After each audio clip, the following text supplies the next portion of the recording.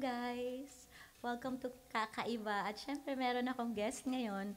Wala akong anak biologically pero marami akong anak. Isa to si Paeng. Hi! Hello, hello Di guys. Paeng Sudaya. Wow naman sa di. Parang ang laki-laki. Sobrang proud ako kasi, kaya ganon. O eto na nga. At bago tayo tuluyang umawit, may tatanong lang ako sa'yo, nak. Kung meron ka nga sasabihan ng ikaw lamang, ano ba ang mga kategory para masabihan mo ang taong yon ng ikaw lamang? Ng ikaw lamang. Yes. Siyempre, yung unang-una, yung lagi mo siyang gustong makita. Alam mo yan? Yung, pag magkasama kayo, parang di natatapos yung araw. Alam mo yun? Yung ganun.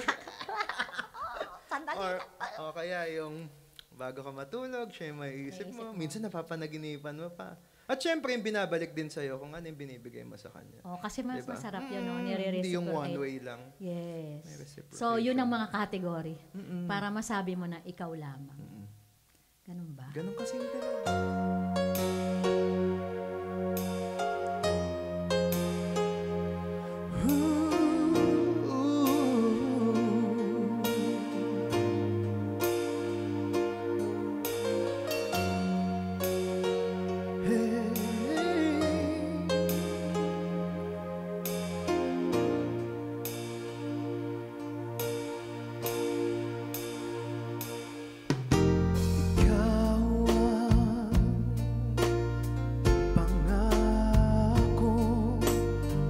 Taglay ng isang bituin,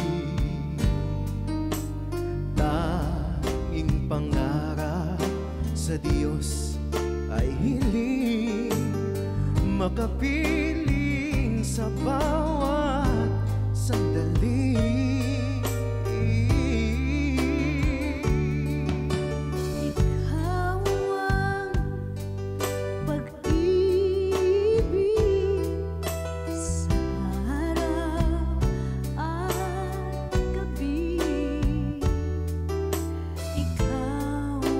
Pag-asang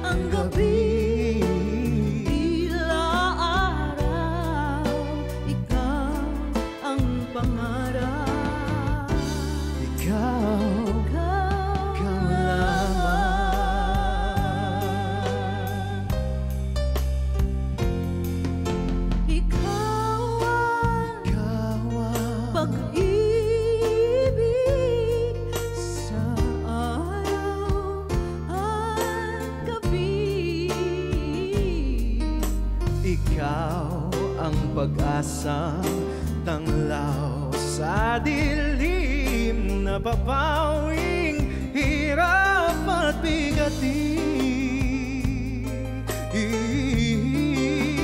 Langit ang buhay sa tuwing ika'y hahakal.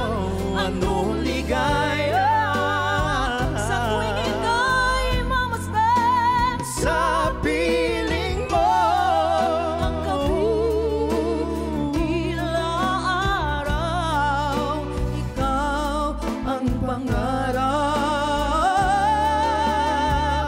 ikaw lamang.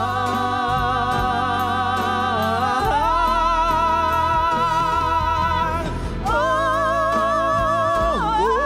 yeah, yeah. Anong ligaya sa piling mo ang gabi. Ikaw ang pangarap.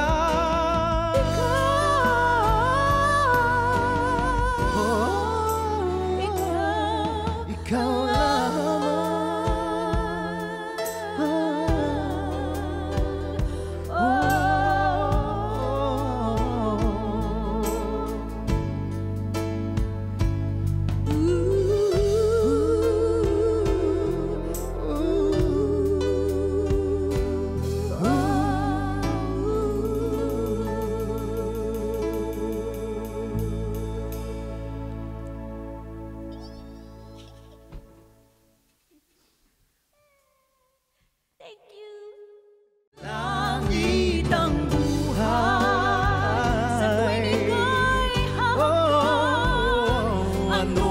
kaibigan.